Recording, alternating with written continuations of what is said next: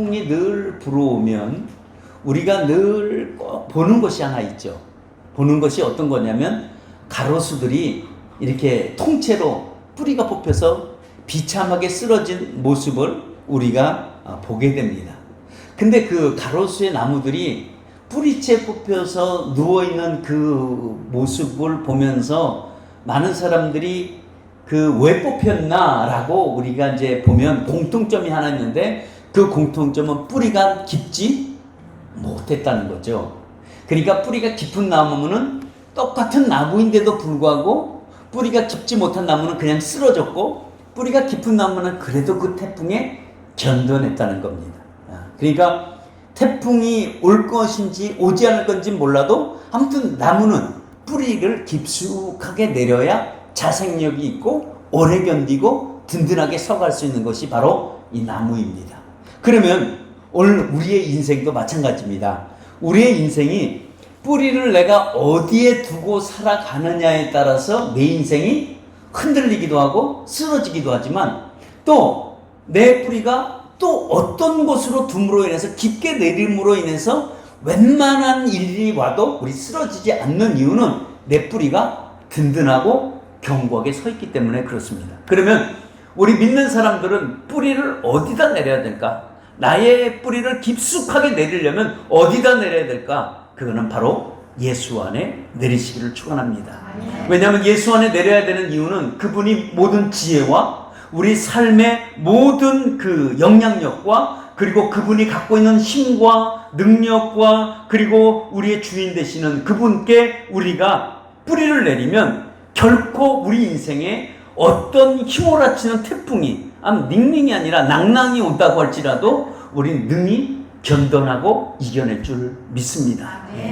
그러니까 우리의 모든 중심은, 정말 우리의 중요한 부분은 예수께 뿌리를 깊숙하게 내리고 예수께 뿌리를 두는 그 자체가 우리의 인생에는 큰 중요한 문제이기도 합니다. 그래서 이번 한 주간에 여러분이 살아가실 때는 내 인생의 뿌리를 적어도 예수께 자꾸 내리려고 하는 그런 노력이 있기를 축원합니다. 뿌리는 저절로 내려지지 않습니다. 나의 정말 애끓는 어떤 간절함과 나의 소망을 가지고 여러분 예수께 뿌리를 내리신다면 여러분의 삶에 어떠한 경우와 어떤 어려움이 있다고 할지라도 능히 견뎌낼 줄을 믿습니다. 내가 견뎌내는 게 아니라 뿌리가 견뎌주는 거죠. 다시 말하면 예수님이 우리를 견디게 해준다는 이 사실을 여러분 그대로 받아들이며 뿌리를 자꾸 예수께 두는 이 습관과 버릇을 키우시기를 예수의 이름으로 축원합니다. 아멘. 예.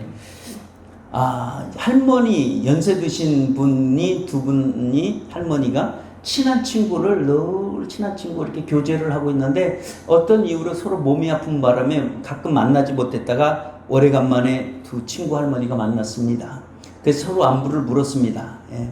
어떻게 지냈어? 라고 안부를 물었습니다. 그러면서 나 잘 지내고 있어. 근데 바깥으로는 하는 얘기에 우리 바깥으로는 지난주에 하늘나라 갔어. 아이고 그래. 왜 어쩌다가 하늘나라로 갔어요? 라고 물어보니까 이 할머니, 친구 할머니가 얘기합니다. 저녁에 밥을 먹으려고 상추를 따라갔다가 그만 심장마비로 그냥 하늘나라 갔지 뭐. 그랬더니 그 반대 친구 할머니가 정말 안 됐네. 그래. 정말 안 됐어. 그래서 그럼 어떻게 했어? 라고 물어보니까 그 할머니가 얘기를 했습니다. 뭐 별 수 있나? 그냥 시장에 나가서 상추 사다 그냥 먹었지 라고 얘기를 했습니다. 그러니까 이게 연세가 드시면 앞에 얘기한 거랑 뒤에 얘기를 이게 잘 연결이 안 되는 거죠. 우리 삶에도 늘 하나님이 연결되어서 우리 중보자 되시는 예수를 믿고 나가시는 저와 여러분 되시기를 축원합니다.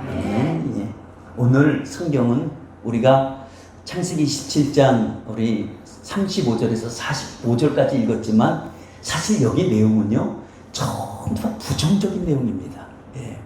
긍정이라고는 찾아볼 수 없는 아주 부정적인 얘기를 오늘 우리가 얘기를 좀 하려고 합니다. 오늘 그 부정적인 것을 갖게 된 주인공은 다른 사람이 아니라 바로 에서라는 사람입니다. 야곱의 형 에서라는 사람인데 오늘 에서라는 사람이 분노가 머리 끝까지 침몰랐습니다. 그 이유는 다른 게 아니라 자기가 받아야 될 복을 동생이라는 자가 확 다 아버지로부터 뺏어가 버리고 말았습니다. 그러니까 그 당했던 그 억울함을 호소해야 되는데 누구에게 호소할 사람이 없는 거예요. 이게 얼마나 억울하겠어요. 예? 그래서 가만히 보니까 자기의 장자권도 빼앗아갔지, 자기의 모든 아버지로부터 축복권도 다 빼앗아갔지. 생각해 보니까 하늘 아래 어찌 이런 일이 있을까라는 정말 가슴 치는 일이 나와. 기가 막힌 일이 오늘 일어나고 말았습니다.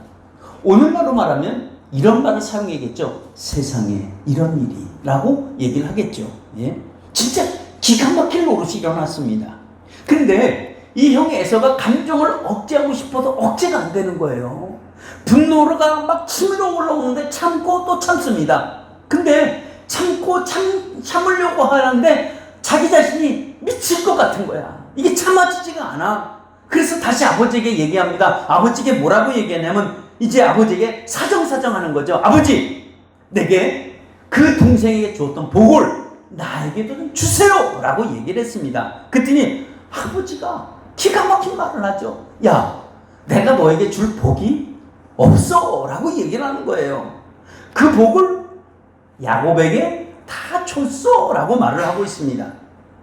그러니까 이 에서는 아니 아버지, 그냥 똑같은 복을 내게 주면 안 됩니까? 라는 거죠. 그렇잖아요? 뭐 같은 복을 주면 될 텐데 그거를 못 주겠다는 거죠. 왜? 안 돼! 라고 얘기를 해요. 왜 안 됩니까? 그러고 얘기했더니 한 번 나간 복은 또 줄 수가 없어. 이 얘기라는 거죠. 그러니까 이 복을 받으려고 하는 에서의 입장에서는 진짜 기가 막힌 노릇이죠. 예? 그러면서 아버지에게 너무하다고 대성통곡을 합니다.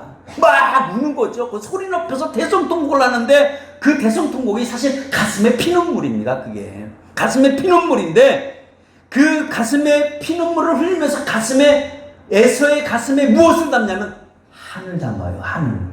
한을 탁 담습니다. 근데 아버지가 딱 아들을 보니까 가슴에 한을 담는 걸 보고 아이고 아버지가 이건 아니다 라고 생각해서 그래서 할 수 없이 야 이리 와라, 내가 너에게도 복을 주겠다 라고 해서 복을 주는데 사실 그건 복이 아니야. 진짜 오늘 말하면 마치 저주에 가까울 정도로 복을 주는데 어떻게 주냐면 땅에 기름진 것과 하늘의 이슬은 너랑 멀어, 너는 못 받아 라는 말이죠. 그 차라리 말을 하지 말던지. 그리고 너는 칼을 믿고 살겠고 네 아우를 섬길 것이며 너는 그냥 그 멍에 목을 메고 이런 안 좋은 얘기를 계속 하는 거예요. 어떻게 보면 아버지 복을 주지 마세요. 나 같으면 그렇게 말하고 싶어. 이건 복이 아니야. 이건 어떻게 보면 정말 저주에 가까울 정도였었습니다. 근데 반대로 야곱은 어떤 복을 받았냐면 야곱은 땅의 풍성한 것과 하늘의 이슬과 그리고 모든 것이 너에게 주며 그리고 열국도 네 것이고 그리고 형제들 중에서 네가 주가 될 것이고 어떤 사람이 너를 저주하면 내가 저주할 것이고 어떤 사람이 축복하면 내가 축복해 주실 것이고 그러니까 어떻게 보면 물질, 건강, 권력까지 모든 걸 다 받았습니다. 근데 에서는 반대예요.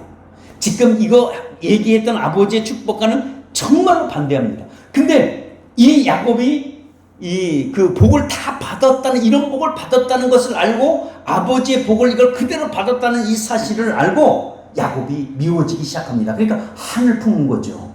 한을 품고 복수의 한을 딱 품고 나가는 그 순간에 그는 어떤 생각이 드냐면 이제는 기회만 주어지면 나에게 어떤 찬스가 있으면 내가 저를 죽이리라. 다시 말하면 동생 야곱을 내가 죽여버리겠다라고 해서 이 형 에서가 디데이를 잡았는데 아버지가 곡하는 날, 다시 말하면 아버지가 죽는 그날에 나는 너를 죽여버리겠다. 이런 복수의 칼을 딱 품고 있습니다. 여러분 한을 품으니까 그 분노가 가득할 수밖에 없습니다. 예. 온통 머릿속에는 뭐가 있을까요? 어떻게든지 저 동생을 죽여버릴까라는 생각이죠. 이게 형제가 아닙니다. 이제는 더 이상의 형제라고 얘기할 수 없습니다. 이거는 원수입니다, 원수. 근데 냉정하게 따지고 보면 결과는 본인이 선택한 거예요. 사실은. 예. 사실 자기의 잘못은 조금도 인정하지 않습니다. 결과에 대한 책임은 누가 있냐면 본인에게 있었습니다. 형 에서에게 있습니다. 장자권의 판고를 누가 팔았습니까? 누가 강요해서 빼앗은 것도 아니었습니다. 본인이 스스로 그냥 어떻게 순간적인 충동에서 장자권을 팔아버렸습니다. 그러니까 본인이 한 건데 왜 남의 탓을 돌릴까요? 그 이유는 한을 품고 살아가라는 사람들에게는 자기의 잘못을 조금도 인정하지 않습니다. 한을 품고 살아가는 사람도 한번 보세요. 그 사람들은 다 자기는 잘못 없습니다. 상대가 다 잘못했다고 그렇게 생각하고 살아갑니다. 왜? 그게 한이니까. 자기는 조금도 잘못 없어. 그러니까 다 남에게 돌리는 사람들이 뭐냐? 그 특징이 한을 품고 살아가는 사람들의 특징이 바로 그렇습니다. 근데 이 한을 품고 어떻게든지 동생을 죽여볼까라고 마음을 먹고 나가는데 이 이야기가 엄마 리브가의 귀에 싹 들어옵니다. 이 이야기를 들으니까 엄마가 형의 계획, 다시 말하면 에서의 계획을 알고 나니까 엄마의 심정은 어떡할까요? 너무 마음이 아프죠. 이건 정말 아플 정도가 아니죠. 자식을 키우는 입장에서 아들이 두 아들인다면 두 아들이 서로 살인극을 벌인다고 생각하면 여러분 이게 엄마로서 봐야 할 광경은 사실 아니죠. 가슴이 찢어지죠. 어떻게 칼부림이 일어난다고 생각해 보세요. 이게 엄마로서 볼 수 있는 문제인가. 그러니까 형에 대한 복수의 계획을 어떻게든지 잠재워 보려고 해도 잠재워지지가 않습니다. 이게 한을 품은 사람들의 증거거든요. 그러니 도저히 안 된다고 생각해서 둘째 아들을 어떻게든지 살려보려고. 그래서 45절에 뭐라 그래요? 한날에 내가 두 형제를 잃을 수가 있겠냐 이거야. 그러니까 안 되겠다 생각해서 방법을 세우고 차선책을 세우고 해법을 찾은 게 내 둘째를 살려야 되겠다. 어차피 형은 살아갈 거고 둘째는 형에게 반드시 죽게 돼 있는데 이거는 싸움거리가 안 되거든요. 예? 형은 칼을 들고 있고 동생은 칼이 아니라 주방에 국자만 들고 있는데 이게 가능하냐 이거죠. 그러니까 어떻게든 살려보려고 해법을 찾았습니다. 해법을 찾는데 해법이 나오지 않는 거야. 그런데 방법 하나 생각난 게 있다면 내 둘째 아들을 피신시켜야 되겠다. 이것뿐이 생각이 없었습니다. 그런데 하나님은요 절대로 그 몫을 인정하지 않습니다. 근데 리브가는 그걸 모르는 거예요. 하나님을 모르는 거예요. 하나님에게 축복받은 자는 하나님이 절대적으로 보호하십니다. 왜 그렇죠? 아무리 야곱을 누가 죽인다고 할지라도 할 수 없어요. 왜? 하나님이 허락하지 않으면 그 행동을 마음대로 할 수가 없습니다. 어느 권력자가 아무리 행한다고 하더라도 하나님이 한번 막으시고 하나님이 두 손으로 감싸면 절대로 이것이 불가능한 일입니다. 왜냐하면 하나님의 사람은 하나님이 보호하기 때문입니다. 예. 그러니까 그 사람이 아무리 계획을 세운다고 할지라도 그 일을 일하시는 분은 그 일을 행하시는 분은 하나님이시라는 거예요. 사람이 어떤 계획을 세워도 하나님이 막으시면 그 일이 일어나지 않습니다. 근데 아무리 인간이 계획을 세웠다고 할지라도 하나님이 그 길을 열어주셔야지만 그 일이 가능하지 하나님이 닫으면 절대로 그거 권력으로도 어느 누구도 여러분 절대로 할 수 없다는 이 사실을 우리가 기억하기를 여러분 축원합니다. 그러니까 지금 영적인 흐름은 하나님이 원하시는 이 계통은 이 흐름은 어디로 흘러가냐고 하냐면 야곱에게 지금 흘러가고 있습니다. 하나님이 아브라함에 약속을 했습니다. 어떤 약속을 했냐면 아브라함에게 내가 너에게 하늘의 별과 같이 바다의 모래같이 내가 너를 민족을 세워주겠다라고 말씀했던 약속이 있습니다. 이것은 하나님이 갖고 있는 원대한 계획이라고 얘기할 수 있습니다. 근데 그 원대한 계획을 야곱을 통해서 이루고자 하는 게 아니라 누굴 통해서 이루고자 하냐면 야곱을 이게 헷갈리네. 예. 에서를 통해서 이루고자 하는 게 아니라 야곱을 통해서 이루고자 하는 것이 하나님의 계획이라고요. 이게 하나님이 원하시는 뜻이야. 그러니까 이 뜻을 누가 막을 수가 있겠어요? 이 뜻을 누가 이거를 막고 이것을 못하게 할 수 있는 자는 아무도 없다는 거죠. 그래서 야곱을 통해서 민족을 잉태하게 만들고 그리고 결과적으로 그 민족을 이스라엘이라는 민족으로 만들기 위한 이 계획을 누가 바꿀 수가 있고 누가 이거를 막을 수가, 누가 멈추게 할 수 있겠습니까? 아무도 없습니다. 하나님은 진행하시고 하나님이 만들어가는 거예요. 근데 니부갓은 그걸 몰라요. 그걸 모릅니다. 하나님은 이 계획 속에 있습니다. 하나님은 보세요. 복수의 한을 받지 않습니다. 하나님이 이는 이에게 그리고 눈은 눈에게 이러지 않습니다. 하나님은 철저한 복수 계획을 하나님이 원하는 방법이 절대적으로 아닙니다. 하나님은 사랑이에요.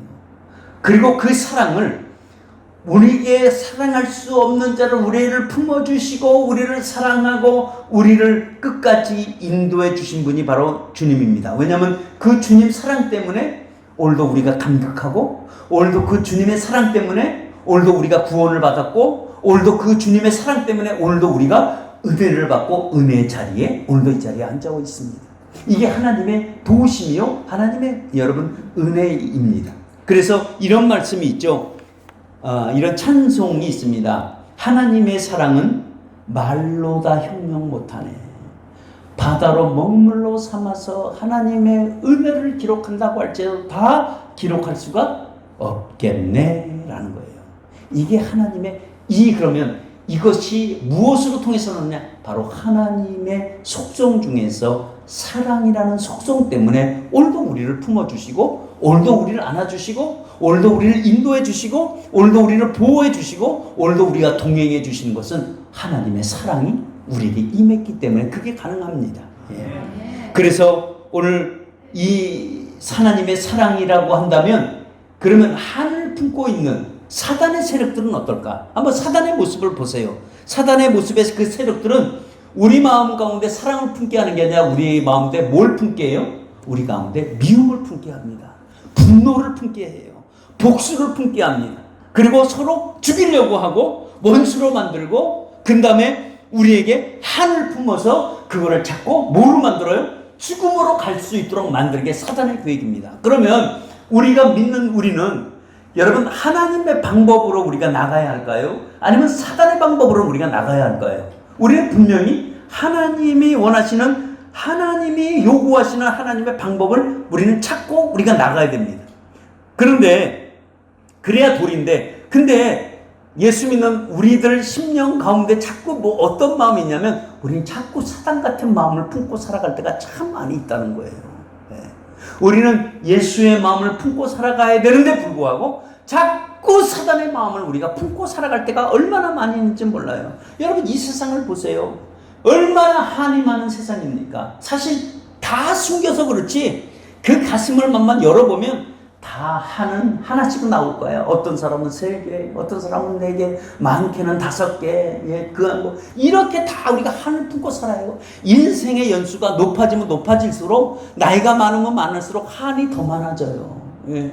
차라리 남편이 미울 때는 10년 살 때는 덜 미웠는데 한 30년 살다 보니까 한이 30년 동안 맺혀 있어. 이게 날이 가면 한이 더 커져. 예. 이런 한들이 우리에게는 보이지 않지만 다 갖고 있습니다. 그러니까 이 세상에는 다 어떻게 보면 한을 품고 살아가는 이 땅에 예수님이 오셔서 우리에게 어떤 마음으로 바꿔주셨냐면 용서하는 마음으로 예수님이 바꿔주셨습니다.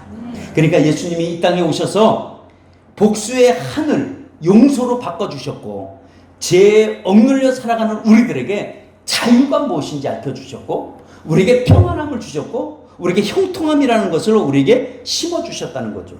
이 세상에 살아가는 경쟁 심리 속에서 이기고 지고 싸우고 쓰러지고 이런 사회의 구조가 힘센 자가 이기고 약자는 쓰러져야 되는 이런 세상 속에서 우리에게 주신 선물이 바로 여러분 예수입니다. 예수 믿고 사시기를 축원합니다.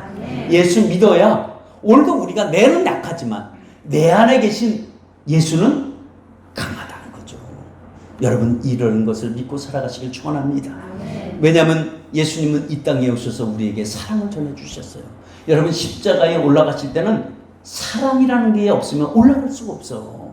그래서 예수님이 십자가에 올라가실 때 모든 악함을 다 갖고 올라간 거 아니에요? 그래서 십자가에 올라가고 나니까 그 로마 병정하고 십자가 아래에 있는 사람이 예수님을 얼마나 모독합니까? 얼마나 놀립니까? 그럴 때 예수님이 뭐라고 얘기합니까? 저들은 저들의 죄를 알지 못한다. 저들의 죄를 사여달라고 얘기를 합니다. 바로 십자가는 용서입니다. 이 용서를 붙들고 살아가는 여러분 되시기를 축원합니다.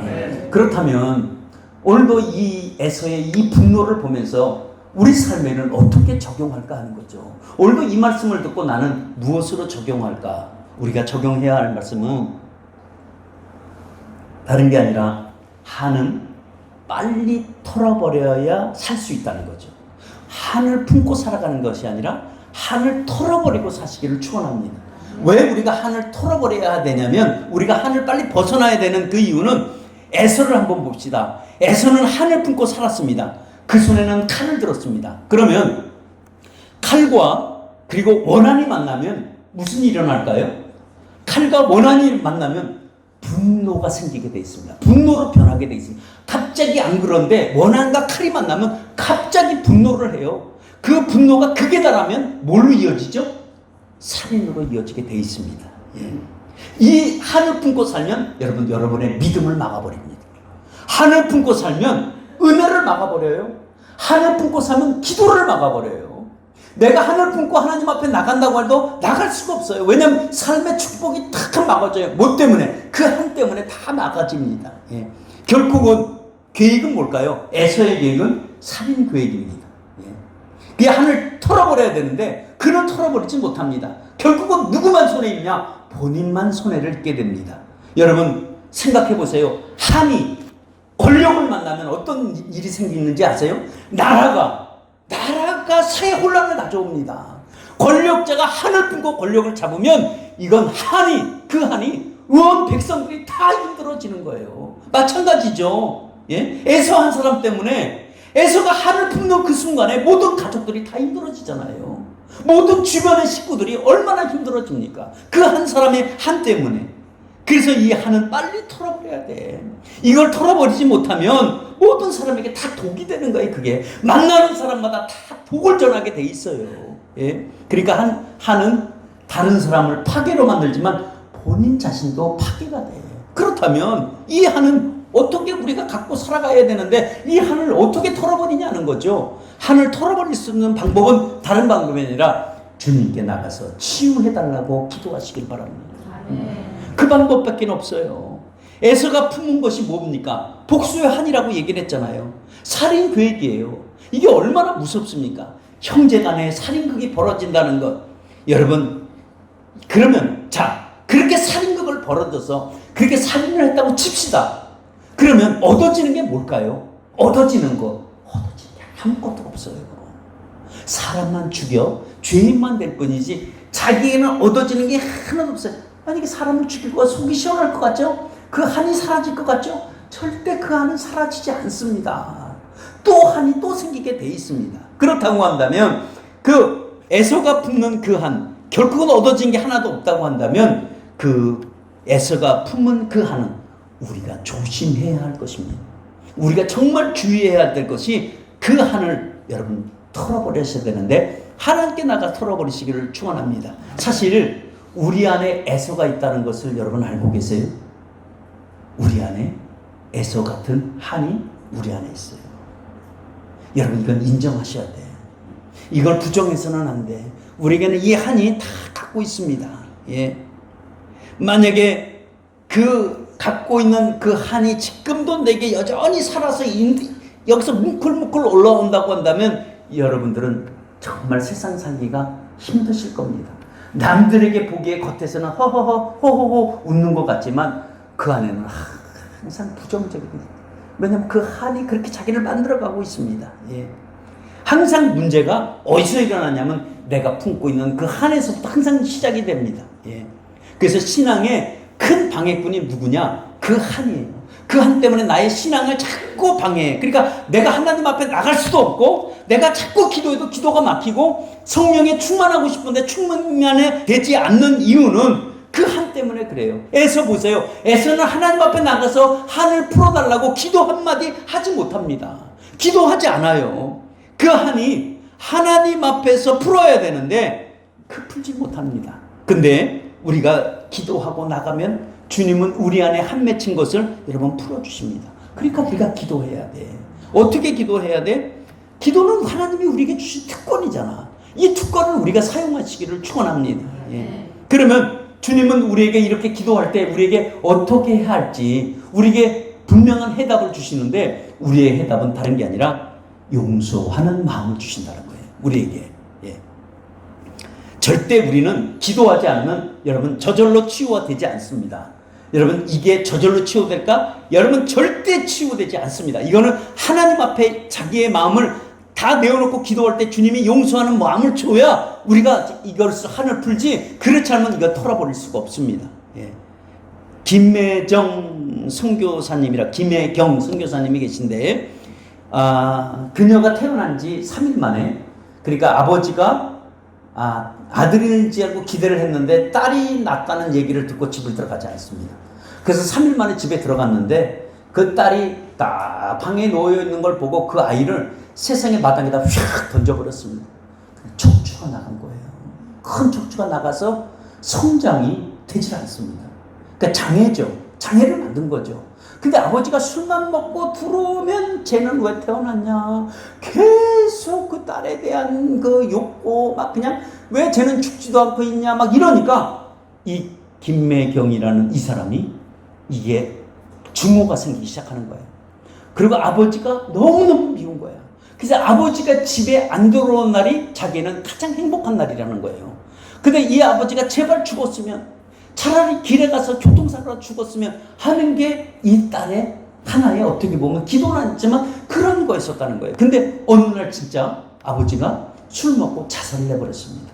근데 자살한 걸로 멈춘 게 아니라 자기 어머니가 그거를 보고 어머니는 정신이 나가버렸어요.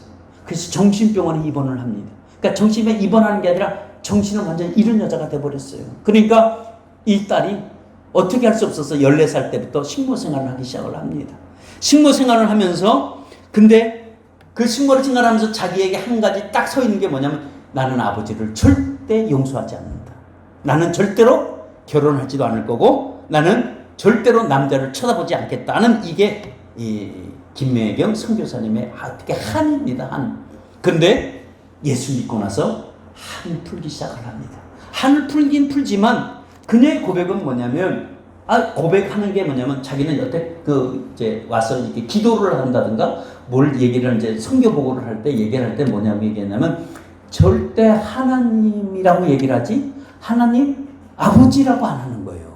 아버지라고 부르는 그 순간에 그 아버지가 다 생각난다는 거야. 그래서 아버지라고 부르고 싶지 않대. 그래서 아버지 이름을 부르지 않습니다. 아무튼 그녀는 이 중등과정, 고등과정을 검정고시를 치고 정말 하나님의 은혜로 미국을 오게 됩니다. 근데 미국을 와서 내가 하나님 나를 왜 미국으로 보냈나라고 생각하니까 어느 날 갑자기 기도하는 가운데, 야, 너같이 이렇게 장애를 안고 이런 마음에 이런 큰 한을 품고 살아가는 사람들에게 네가 한번 전도자가 되보지 않을까라고 그 말의 음성에, 하나님의 음성에 순종하고 그가 콜롬비아 대학을 들어가서 거기서 대학을 마치고 그리고 신학교를 졸업을 하게 됩니다. 근데 졸업하는 과정에서 장애인인데도 불구하고 굳건하게 정말 당당하게 졸업을 하게 됩니다. 그리고 그녀가 이제 남미로 선교사로 파송을 받을 때, 그때 이상하게 아버지에 대한 용서가 갑자기 사라지더라는 거예요. 그러니까 용서하고 싶지 않았던 아버지인데 자꾸 여기서 용서가 되더라는 거야. 자기는 용서하고 싶지 않은데도 불구하고 자꾸 이게 아버지에 대한 그리움과 아버지가 오죽했으면 그랬을까 하는 이런 생각으로 자꾸 바뀌고 아버지를 용서하기 시작을 합니다. 그래서 그녀가 얘기하는 게 뭐냐면, 선교사 파송을 받으면서 아버지를 용서하고 나니까 이렇게 자유로운 거예요. 이렇게 내가 편하게 살 걸. 왜 지금까지 아버지를 용서하지 못했을까라는 이 후회의 한마디를 남기기도 합니다. 그때 이제 선교사로 파송하면서 이런 고백을 했습니다. 그 고백이 뭐냐면, 여러분, 악을 품으면 악이 남고 사랑을 품으면 사랑이 남고 용서를 품으면 용서를 낳습니다. 저와 같이 똑같이 한을 품고 있는 사람들은 하나님 앞에 이 용서해달라는 이 기도를 드리시기를 바랍니다 라고 해서 파송을 받아서 이제 남미로 가서 지금 사역을, 장애인에도 불구하고 정말 사역을 열심히 잘하고 있습니다. 인생의 승리는 여러분 다른 게 아니라 악을 품고 살아가는 게 아니라 사랑을 품고 살아가셔야 합니다. 예. 그러면 우리는 사랑을 어떻게 품어야 되는가? 사랑을 내가 품고 싶은데 어떻게 품어야 되느냐? 여러분 말씀드렸죠? 우리는 하나님 앞에 기도가 절대적으로 필요한 사람들입니다. 그 기도가 용서는 어떤 기도인가? 용서하는 마음을 달라고 여러분 기도하시길 바랍니다. 기도하지 않으면, 그 사랑을 품고 기도하지 않으면 절대로 용서가 안 됩니다. 어떻게 용서가 가능합니까? 여러분 용서하고 싶어도 용서가 안 돼요. 그런데 여러분 기도하면 여러분 한이 저절로 풀어지나? 아니에요. 그렇진 않지만 하나님이 용서하는 마음을 우리에게 하나 갑자기 주십니다. 형 에서는 그거를 한을 풀지 못해가지고 동생 야곱이 삼촌 라반의 집에 갔다가 고향길로 돌아오는 길에 에서 형이 그 얘기를 듣습니다. 동생이 고향 온다는 소식을 듣고 에서가 뭘 갖고 가냐면 400명을 이끌고 야곱을 죽이러 찾아갑니다. 돌아오는 고향의 길목에 가서 내가 저 동생을 죽이려고 세상에 400명, 혼자도 아니고 400명을 데리고 와서 그 동생을 죽이려고 쫓아옵니다. 그때 야곱은 뭘 했냐? 그때 야곱은 다른 게 아니라 그 야곱 강가에서 절대적으로 하나님 앞에 그때 기도를 하기 시작합니다. 하나님, 정말 나를 이렇게 축복해 주지 않으면 너는 못 갑니다 라고 했을 때 하나님은 놀랍게 역사해 주는 게 뭐냐면 그 형의 마음을 하나님이 싹 높게 해주셨어요. 그래서 하나님이 그 형의 마음을 높게 하니까 둘이 만났을 때 용서가 가능했던 거예요. 예. 그러니까 이게 뭘로 시작을 했냐? 기도라는 거죠. 기도라는 거. 예. 내가 지금도 용서하지 못하고 있다면 여러분 늦지 않았습니다. 지금이라도 기도하시면 여러분의 갖고 있는 한 여러분 녹아질 줄 믿습니다. 마태복음 6장 14, 15절에 이런 말씀이 있습니다. 사람이 과실을 용서하면, 과실이란 말은 그 사람의 잘못일 수도 있고 하여튼 어떤 것 잘못일 수 있습니다. 그러니까 사람이 과실을 용서하면 하나님도 그 과실을 용서하리라 라고 얘기를 해요. 그런데 너희가 그걸 용서하지 않으면 나도 너희의 과실을 용서하지 않겠다는 거죠. 이게 여러분 주님의 마음입니다. 여러분 우리가 용서하지 않고 산다는 거, 이게 얼마나 이게 힘든 삶인가 여러분은 잘 알고 있을 것입니다. 주님은 우리가 이렇게 한을 품고 살아가는 거 주님 절대로 원하지 않아요. 주님 그거 원하시겠어요? 만약에 여러분 부모에 대한 입장에서 자식이 한을 품고 산다면 그 부모의 입장에서 그걸 보면서 야, 한 절대로 풀지 말고 너 끝까지 진행 키핑해. 너 그러고 살아. 그런 부모가 어디 있겠어요? 없어요. 하나님도 마찬가지입니다. 우리를 보면서 우리가 누구를 용서하지 못하고 한을 품고 살아가는 이 사람을 하나님은 야, 아니야. 네가 용서해 줘야 돼. 라고 우리에게 계속 말씀해 주실 것입니다. 예. 그런데도 불구하고 우리는 하나님 내가 용서 안 해요 라고 한다면 오늘 마태복음 6장 14, 15절처럼 나도 너를 용서하지 않겠다는 말씀과 똑같습니다. 그러니까 나는 안 돼요. 나는 어쩔 수 없이 나는 그 사람 용서 못해요. 여러분 이렇게 말씀하지 말고 기도해보고 그런 말씀하시기를 바랍니다. 예. 여러분 용서는 누구 때문에 해야 되나요? 나 때문에 해야 되나요? 그 사람 때문에 해야 되나요? 용서는 나 때문에 하는 겁니다. 예. 용서는 내가 용서하지 않으면 그 사람은 그런지도 모를지도 몰라. 오늘 에서라는 사람 보니까 에서라는 사람은 한을 확 품었잖아요. 근데 야곱은 아마 그렇게 생각했을 거예요. 아니 쟤는 왜 한을 품고 저렇게 난리야? 아, 지가 장작권을 팔아놓고 왜 그래? 라고 말할 수 있을 거예요. 상대방은 아무도 몰라. 지금 내가 어떤 사람을 미워해서 한을 품고 있는데 그 사람은 내가 이 한을 품고 있는 자체를 몰라. 그러면 이 한은 왜 내가 계속 이걸 품고 살아야 돼요? 나만 손해지. 그러니까 나를 위해서라도 여러분 내 마음에 용서를 할 수 있는 이런 기도의 자리로 늘 나가시는 여러분 되시길 바랍니다. 에서의 삶의 비극은 뭘까요?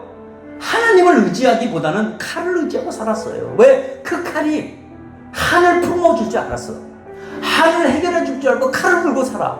근데 야곱은 칼을 들고 산 게 아니라 말씀을 붙들고 살아가는 거예요. 에서와 야곱의 차이점이 두드러지게 나타난다면 에서는 한을 품고 살았고 야곱은 한을 품지 않고 살았다는 것과 칼을 들고 살았다는 것과 그리고 말씀을 들고 살았다는 거죠. 왜 야곱은 말씀을 듣고 살아갈 수밖에 없었을까? 두려움 때문이야.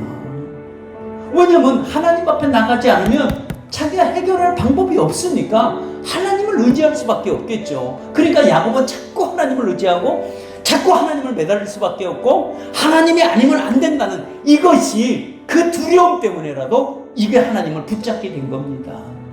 그러니까 그러나 에서는 보세요. 하나님께 도우심을 구하며 하나님 앞에 기도 한마디를 하지 않습니다. 그러니까 하늘 품고 나니까 하나님 앞에 나갈 수가 없죠. 여러분, 오늘 제가 여러분한테 질문합니다. 나는 무엇을 품고 사냐 이거야. 에서가 같은 하늘 품고 사는지, 야곱이 갖고 있는 그것을 품고 사는지, 여러분 자신에게 한번 질문해 보세요. 하늘 품고 살았다면 이제 하늘 털어버리셔야 돼. 이제 이 추석 때라도 우리 보기 싫은 사람 추석 때 봤잖아요. 얼마나 보기 싫어요. 그 사람만 추석 때 안 오면 나도 얼마든지 행복할 수 있는데 꼭 그 사람이 와서 나를 힘들게 하잖아. 근데 그게 내가 힘든 거라고. 그 사람이 힘든지 몰라. 용서해줘야 돼. 용서하지 않으면 나만 힘든 거예요. 그러니까 오늘도 우리에게 알 게 뭘까요? 내가 무엇을 잉태했냐, 내가 무엇을 내 마음속에 담았느냐에 따라서 나의 결과가 달라지듯이 여러분이 갖고 있는 한 주님께 나가 기도로 한을 풀시는 여러분 되시기를